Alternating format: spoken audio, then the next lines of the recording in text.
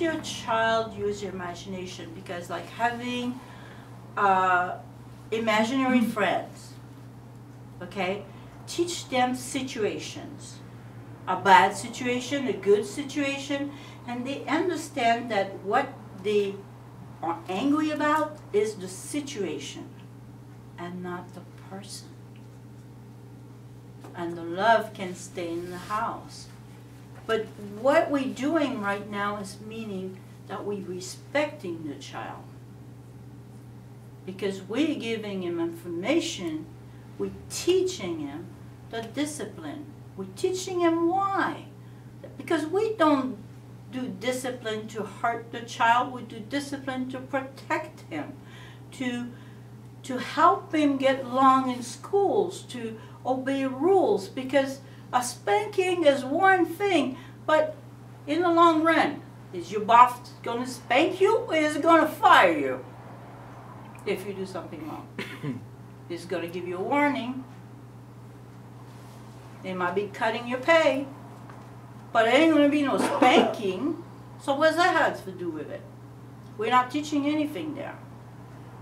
This is just to kind of facilitate the thing. Let's do it fast. Children even likes it better because they say, oh, well, it goes away. I'm not grounded for an hour. I'm not, you know, because timeout goes with your age, right?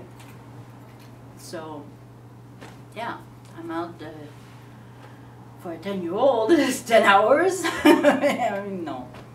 But we don't do timeouts in our classroom, but what we ask the kids, if they're having difficulties, maybe we'll have to just ask them to stop down and sit down and think about what's going on and think about ways to be more appropriate. And then if they can come up with those right away, we talk about them and they rejoin play. Or if they're still angry, they don't feel like they're ready to get up, we allow them to be in charge of their timeouts, and well, not with timeouts, but when they're ready to rejoin the group, because some kids are focused and ready to join after 30 seconds. Some kids are still angry and upset and need a longer period of time, and so it seems like if you attach timeout to a certain amount of an age or a minute or whatever, maybe they're not ready for a minute, or maybe after the first minute they're ready to go.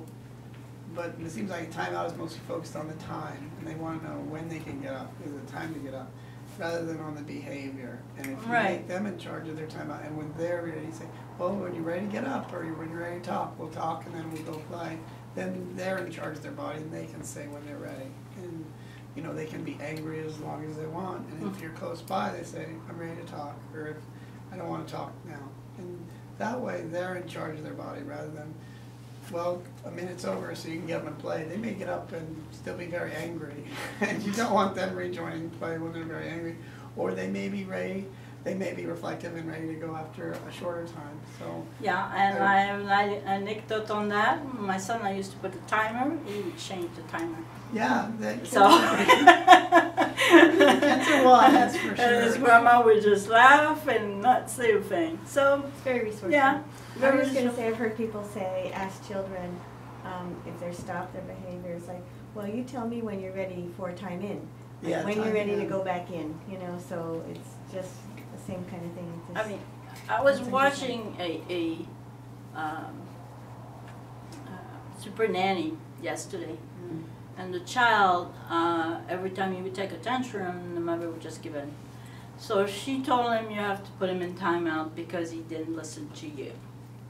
It took 4 hours for the child to calm down to finally get his 3-minute timeout. I don't see that. I mean, just not listening to me, no, that's not enough. I think she should have just explained, that we're changing the way we're going to discipline you. You're going to understand what we're saying. Because he was old enough to understand, but, I saw Teacher Dan do something yesterday, or the day before. There was a child who obviously was not ready for time in, so he was sitting with him, and it wasn't working, and he wasn't kind of coming out of it. And then I just, instead of getting stuck in that, I just took him by the hand. He said, let's just walk around for a while. And they just walked around for a while. I didn't see the end of that. How did that resolve? We walked around for a while, we were walking by the water fountain, and I said, wow, you were yelling before, your voice sore, you want to get a drink, and then he got a drink, and then we could have a conversation, because it was no longer about behavior, and it was no longer a power struggle. He saw me as someone who's helping him and helping him solve a problem. So yeah, I It's like think, getting up and moving like that. yeah, getting up seemed and like moving, that's something I'm inspiration. trying to do with There kids, is another rather thing than sit still. that help children, like let's say in the grocery store, they're taking a tantrum. The best thing is to explain to them that you understand that maybe they're tired, they don't want to be here, and say, I am sorry that you don't want to be here. I am sorry that you're tired.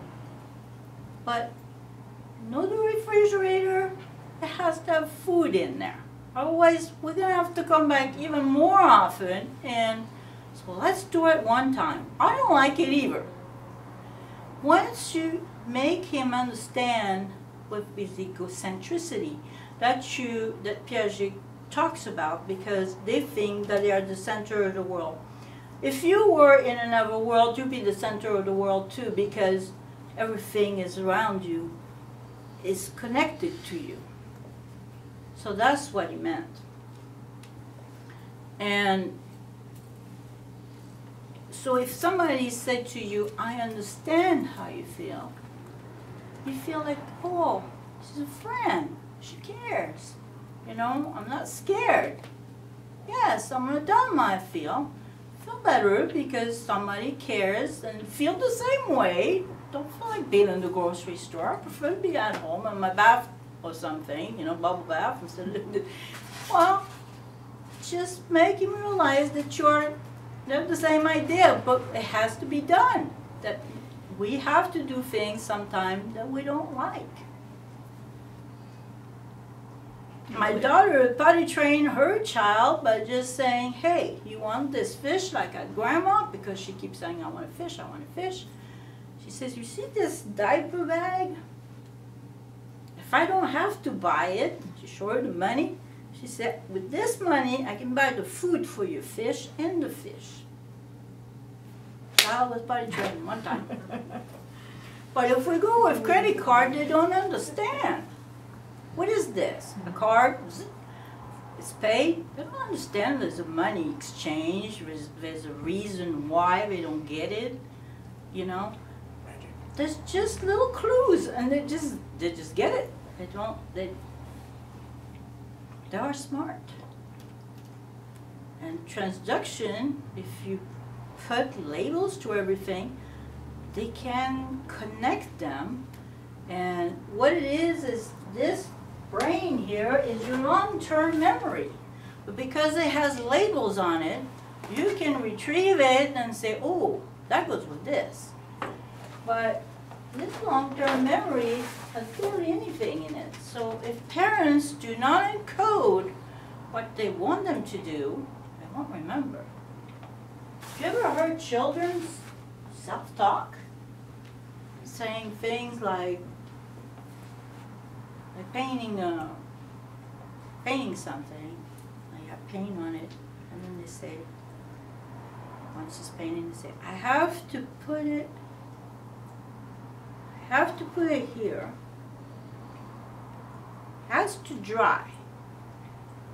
He's repeating what he heard the teacher say, that he could not paint on it again, otherwise it's going to make a mess, or something that he actually seen, that he tried to paint over something that was wet, and nothing came out like he wanted. The teacher says, well, it has to dry, and then later you can paint on it, or draw on it, and it'll stay. So he's telling himself, why? Because he's encoding this to remember, because it's something that he likes. And he wants his picture to look good and not a mess, like what happened. So he's encoding it. So self-talk is not unuseful.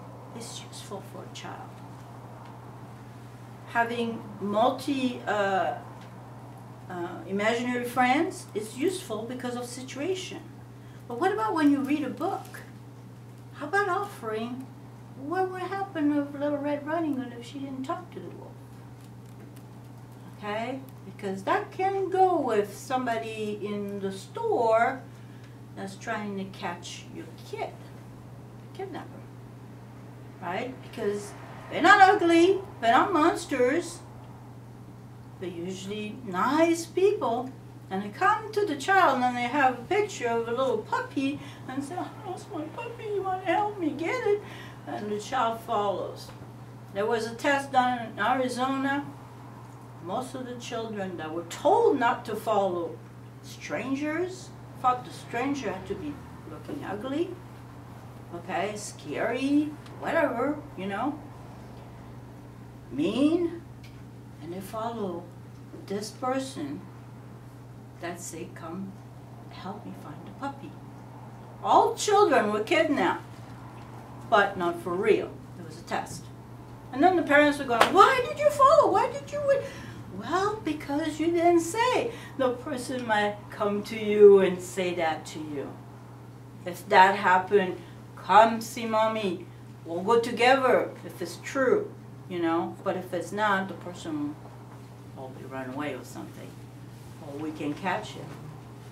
You have to explain the child everything, not hope that he's just not going to do it, because it ain't going to happen. They have empathy. They have empathy. The person has lost a puppy. How would they feel if they lost their puppy? So they're going to go. And then it'd be, what would happen? How many children have been kidnapped every day? So discipline is teaching properly and coding and make sure that they understand what you're telling them. Because one day they're going to be parent too, and they're going to pass it to the children. So, I don't know, do you have any other ideas of? Well, you know, I think, you know, like you said, giving the kid emotional vocabulary so they can label their feelings and they can express their feelings, and making kids in charge of, you know, their behavior and when they're ready to join or when they're not ready to join. And, you know, in our classroom, we don't ask kids to say they're sorry, we just ask them to make a repair. Like, you knock down somebody's creation, you don't say sorry, you help them build their creation. Or rebuild their creation. If they push down a friend, you help that friend out. Because sorry can be just a quick out or a fake.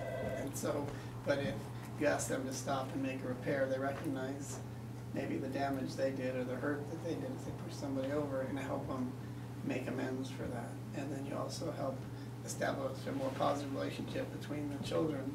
This guy helped me build it up. He's not the kid that helped knock it down. All right. You know, and then you want to empower the person who got it knocked down to help the strength of character to say, be careful. You know, so it's a teaching opportunity for a lot of kids.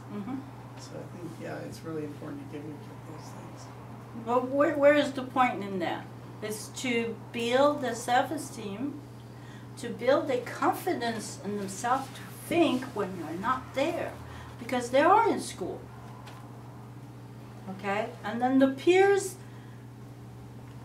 my granddaughter wanted to be friend with 2 other children. The children, well, you know how they are. They try to make her do things that she's not supposed to do. I take this, you know, from this girl, was a challenge. She did it. So what did I do to help her? What would you do? How would you help your child? This is what I did. I told her, when somebody tell you to do something and you're not sure if you're going to get in trouble, just say, why don't you do it? So if they don't do it, you know they wanted you to get in trouble.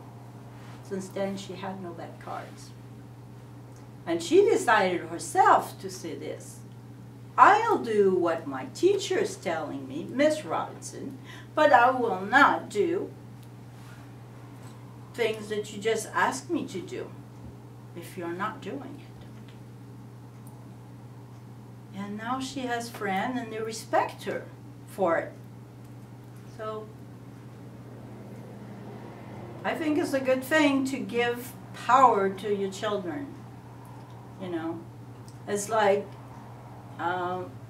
even later on, you know, when the teenager, the peers come to you and says, hey, why aren't you smoking a cigarette with us at that area? I give you a cigarette. The child says, well, let's see. Cigarette cost, what, $7 a pack? Okay, I'm sure you're not going to your parents and asking the money for your pack of cigarette, right? You have to work for it and to do chores and all that. So you're going to be addicted to this because we know it's addicted. I mean, it's on advertisement and everything, right? So you're going to be addicted to it, so you're not going to be able to say, oh, well, I'm not going to buy it. And then there's, I don't know, a party or a pair of shoes you want and everything, you don't have the money because you have to pay $7 every day for a pack of cigarettes. Well, that adds up, you know. So I don't think I want to be addicted to that, you know, because then I don't have the chance to say no, and I can't get the shoes that I want. I can't get the fancy cell phone that's coming out of the game.